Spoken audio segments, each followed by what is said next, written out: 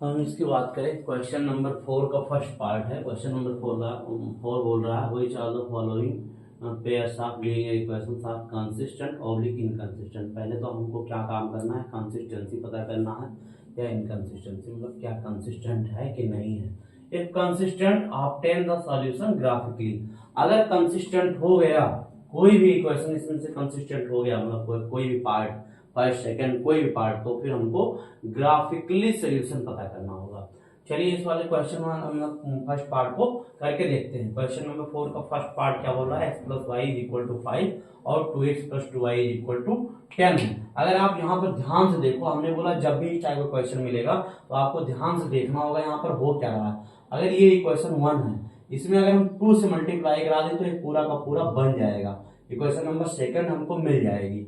तो हमको जब ये मिल जा रहा है मतलब क्या, a1 upon a2 is equal to b1 upon b2 is equal to c1 upon c2 मिलेगा ही मिलेगा, लेकिन ये हमको करके दिखाना होगा।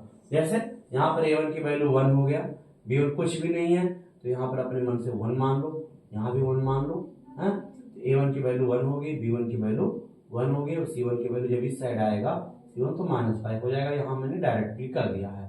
And a2 is equal to 2 हो गया, b2 की वैल्यू 2 हो गया और c2 जो है जब इस साइड 10 आएगा तो क्या हो जाएगा माइनस का 10। अब क्या निकालना होगा हमको, a1 upon a2 b1 upon b2 c1 upon c2 निकालना होगा। तो a1 अपान a2 किया तो 1 अपान 2 आ गया, b1 अपान b2 किया तो 1 अपान 2 आ गया और c1 अपान c2 किया तो 5 अपान 10 आया। जब भी इसको सॉल्व कराओगे तो फिर क्या आ जाएगा, 1 अपान 2 ही आएगा, क्योंकि 5 और 5 2 या 10 हमको सिंपलेस्ट फॉर्म में लिखना होता है। यह सिंपलेस्ट फॉर्म में मिल गया। अब यहाँ पर हमको क्या मिल गया, since a1 upon a2 is equal to b1 upon b2 is equal to c1 upon c2 these pair, तो फिर क्या लिखेंगे, these pair of linear equations are coincident, मतलब एक ही लाइन पे दूसरी वाली लाइन लाइक कर रही है या और या क्या आप बोल सकते हैं ओवरलैप कर रही है, coincident to each other. The system have infinite number of solutions या बोले मेनी सॉल्यूशंस।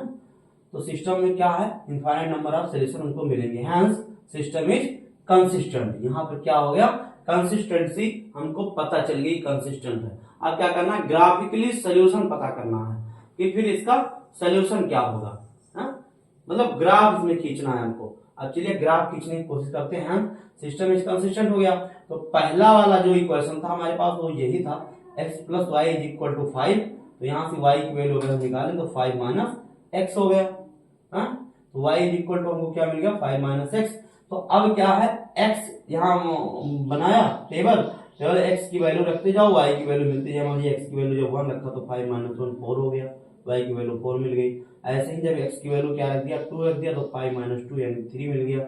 ऐसे ही जब x की वैल्यू 3 रख दिया तो 5 माइनस 3 2 मिल गया, y की वैल्यू हमको 2 मिल गया। सेकंड इक्वेशन क्या था, 2x plus 2y is equal to 10। अगर 2 अगर आप कॉमन ले लो यहाँ से, वही बात, चाहे यहाँ 2 से मल्टीप्लाई करा दो चाहे यहाँ 2 से कॉमन ले लो, तो फिर पूरी की पूरी इक्वेशन हमको यही मिल जाएगी। पूरे से 2 बाहर अगर हो जाएगा तो फिर से वही बात, यहाँ पर 2y is equal to 10 minus 2x हो गया, उस साइड चला गया तो y इज इक्वल टू क्या हो गया, 10 माइनस 2x अपान 2 नीचे से डिवाइड में चला गया।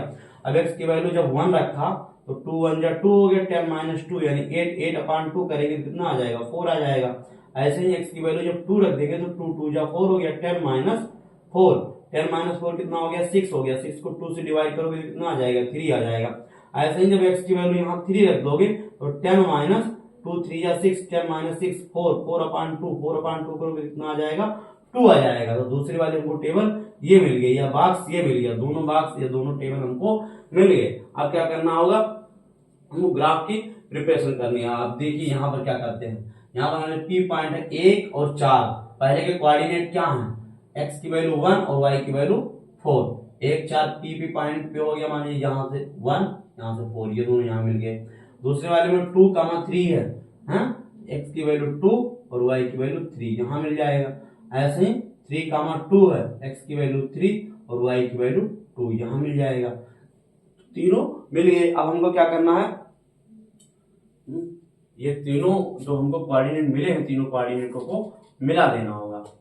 तीनों कोऑर्डिनेट को मिलाइए, एक लाइन आएगी, हमारी लाइन की इक्वेशन आएगी।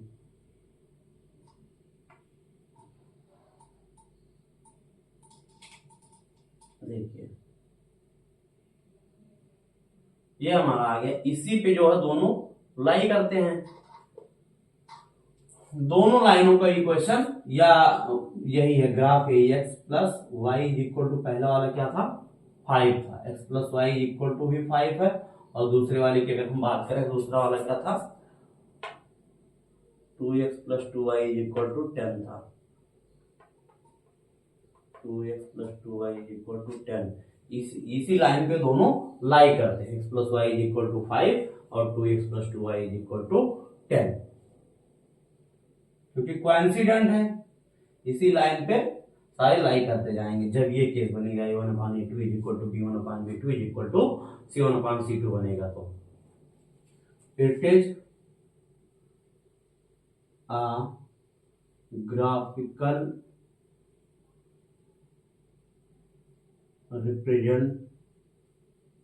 representation of the given pair of linear equations। हाँ, ग्राफ के नीचे या ऊपर कहीं लिख देंगे given pair of linear equations. Graphical representation ये जो बनाया गया है यही ग्राफिकल रिप्रेजेंटेशन हो गया इसका। तो हमें लगता है कि आप लोग इसको समझ गए होंगे। ऐसे ही सेकंड पार्ट भी करना है। अगर सिस्टम क्या हो रहा है कंसिस्टेंट हो रहा है तो हमको ग्राफ बनाना होगा। अगर सिस्टम कंसिस्टेंट नहीं हो रहा, इनकंसिस्टेंट हो गया तो कोई सोल्यूशन मिलना ही नहीं है। नो सोल्यूशन हो जाएगा तो ग्राफ की आवश्यकता नहीं पड़ेगी।